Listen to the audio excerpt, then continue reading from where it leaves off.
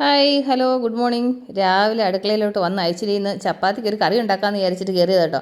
അപ്പോഴേ പെട്ടെന്ന് ഓർത്ത് ഈ കറിയെ പറ്റി ഒന്ന് രണ്ട് പേര് ചേച്ചി ഒന്ന് ഷെയർ ചെയ്യണമെന്ന് പറഞ്ഞിട്ട് പറഞ്ഞായിരുന്നു. ആ പെട്ടെന്ന് ഓർത്തപ്പം പിന്നെ ഞാൻ ശരിയെന്ന് പറഞ്ഞിട്ട് എളുപ്പം പിന്നെ വീഡിയോ എടുക്കാൻ വേണ്ടിയിട്ട് ഇത് ചെയ്തു. അപ്പോൾ ഞാൻ വേറൊന്നും അല്ല, ഉരുളൻകിഴങ്ങ് ഉള്ളിയും വെച്ചിട്ട് ചെറിയൊരു തട്ടിക്കൂട്ട് മസാലക്കറി ഉണ്ടാക്കാമെന്ന് വിചാരിച്ചു കേട്ടോ. അപ്പോൾ ഞാൻ ആ ഉള്ളി ഉരുളൻകിഴങ്ങൊക്കെ ഒന്ന് കഴുകി ക്ലീൻ ചെയ്ത് അരിയുന്ന നേരത്തിന് അവിടെ കുക്കർ അങ്ങ് ചൂടാവാൻ വെച്ചാൽ കുക്കർ ചൂടാവുകയും ചെയ്യും.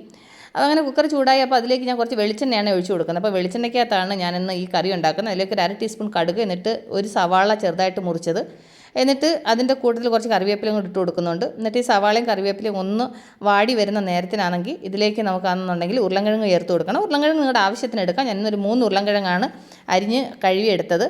അപ്പം അത് ഇതിൻ്റെ കൂടെ ഇട്ടിട്ട് ഇനി നന്നായിട്ട് ഇതൊന്ന് വഴറ്റണം. അപ്പോൾ അതിലേക്ക് ആവശ്യത്തിന് ഉപ്പൂടെ ചേർത്ത് കൊടുക്കുന്നുണ്ട്. എന്നിട്ട് അത് നന്നായിട്ടൊന്ന് മിക്സ് ചെയ്തിട്ട് ഇനി ഇത് നന്നായിട്ടൊന്ന് വഴണ്ട് വരണം. അപ്പോൾ ആ സവാളയും ഉള്ളിയൊക്കെ ഒന്ന് വഴണ്ടിയിട്ടുണ്ട്. അപ്പോൾ അതിലേക്ക് ഞാനൊരു 1/4 ടീസ്പൂൺ ഇഞ്ചി വെളുത്തുള്ളി പേസ്റ്റ് ചേർക്കുന്നുണ്ട്. അപ്പോൾ ചെറിയൊരു ഫ്ലേവറിന് വേണ്ടിയിട്ടാണ്, നല്ലൊരു ടേസ്റ്റ് കൊടുക്കുക അതിന് വേണ്ടിയിട്ട്. എന്നിട്ട് അതിലേക്ക് ഞാൻ മസാലപ്പൊടി ചേർക്കുന്നുണ്ട്. ഇതിലേക്ക് ഞാൻ 2 ടീസ്പൂൺ മുളക് പൊടി ചേർക്കുന്നുണ്ട്, 1/4 ടീസ്പൂൺ മഞ്ഞൾപ്പൊടി. എന്നിട്ട് ഇതിലേക്ക് ഞാനാണെന്നുണ്ടെങ്കിൽ 2 ടീസ്പൂൺ മല്ലിപ്പൊടി ചേർക്കുന്നുണ്ട്. അതുപോലെ തന്നെ ആണെന്നുണ്ടെങ്കിൽ 1/2 ടീസ്പൂൺ ഗരം മസാല. ഇത് ഇത്രയും കൂടെ ചേർത്തിട്ട് ഇത് നന്നായിട്ടൊന്ന് മിക്സ് ചെയ്യുന്നുണ്ട്. മിക്സ് ചെയ്തതിന് ശേഷം ഇനി ഇതിലേക്ക് നമുക്ക് ഒരു തക്കാളി ചെറുതായിട്ട് അരിഞ്ഞത് ചേർത്ത് കൊടുക്കാം. ചെറിയൊരു പുളിക്ക് വേണ്ടിയിട്ട് തക്കാളിയും കൂടെ ചേർക്കുന്നുണ്ട്. എന്നിട്ട് അത് നന്നായിട്ടൊന്ന് മിക്സ് ചെയ്യുക. വീട്ടിൽ ചപ്പാത്തിക്ക് കറി ഒന്നും ഇല്ല എന്നുള്ള സംഭവം വരുന്ന സമയത്താണ് ഞാൻ ഈ കറി ഉണ്ടാക്കുന്നത് കേട്ടോ. അപ്പോൾ ഇന്ന് രാവിലെ നോക്കിയപ്പോൾ അയ്യോ ചപ്പാത്തിക്ക് എന്താ കറി ഉണ്ടാക്കുന്നതെന്ന് ഫുള്ള് കൺഫ്യൂഷനായിരുന്നു. അന്നേരമാണ് എന്നാൽ ശരി ഈ കറി ഉണ്ടാക്കാമെന്ന് വിചാരിച്ച്. എന്നിട്ട് അതിലേക്ക് ഞാൻ തിളച്ച വെള്ളമാണ് ചേർത്ത് കൊടുക്കുന്നത്. തിളച്ച വെള്ളം ചേർക്കണമെന്ന് നിർബന്ധമൊന്നുമില്ല കേട്ടോ. ഞാനിപ്പോൾ പണി വേഗം ആവാൻ വേണ്ടിയിട്ടാണ് ഇപ്പോൾ തിളച്ച വെള്ളം ചേർത്ത്. അപ്പം വേഗം വേവുമല്ലോ അതിന് വേണ്ടിയിട്ട്. എൻ്റെ കൂട്ടുകാർ പച്ചവെള്ളം ചേർത്താലും കുഴപ്പമൊന്നുമില്ല. എന്നിട്ട് ഞാൻ ഉപ്പിൻ്റെ ടേസ്റ്റ് നോക്കി. അപ്പോൾ എനിക്കൊരു അല്പം ഉപ്പ് കുറവുണ്ട്. അപ്പോൾ ആവശ്യത്തിന് ഉപ്പ് കൂടെ ചേർത്ത് കൊടുത്തു. എന്നിട്ട് നന്നായിട്ട് മിക്സ് ചെയ്തു. ഇനി നമുക്കിത് അടച്ച് വെച്ചിട്ടൊരു 2 വിസിലടുപ്പിച്ച് നന്നായിട്ടൊന്ന് വേവിച്ചെടുക്കാം.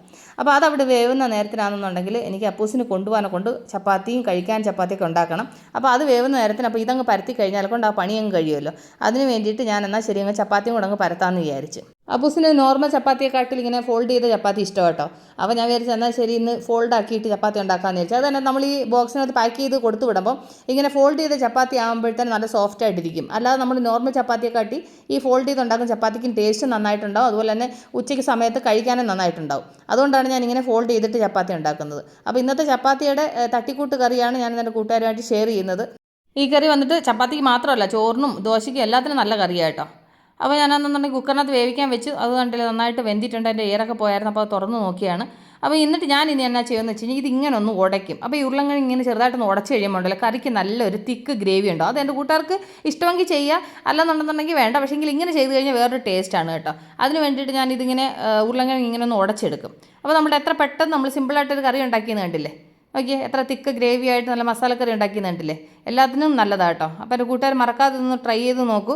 അപ്പോൾ അപ്പൂസ് ഓൾറെഡി റെഡി ആയിട്ട് നിൽക്കുകയാണ് കഴിക്കാൻ വേണ്ടിയിട്ട്. അപ്പോൾ ഞാൻ എന്നാൽ ശരി അവന് കഴിക്കാൻ അങ്ങ് കൊടുത്തിട്ട് അവന് കൊണ്ടുപോകാനോടുള്ളൊന്ന് പാക്ക് ചെയ്ത് അവനെ വിട്ട് കഴിഞ്ഞാൽ പാതി ടെൻഷൻ ഒഴിയും കേട്ടോ. കാരണം വെച്ച് കഴിഞ്ഞാൽ രാവിലെ അവനാണ് അർജൻറ്റ് പിടിച്ച് പോകേണ്ടത്. മറ്റുള്ളവർക്കുള്ള കാര്യത്തിനൊക്കെ ഒരു സമാധാനമുണ്ട്. അപ്പോൾ അവൻ കഴിക്കാൻ വന്നു. അപ്പൂസിന് കഴിക്കാൻ കൊടുത്തു. അപ്പോൾ ഞാൻ അപ്പൂനോട് ഹായ് പറയാൻ പറഞ്ഞാൽ നിങ്ങൾക്ക് കേട്ടോ. അപ്പോൾ നമുക്ക് ഉടൻ തന്നെ അടുത്ത വീഡിയോ ആയിട്ട് വീണ്ടും കാണും വരെ. Take care, bye, see U.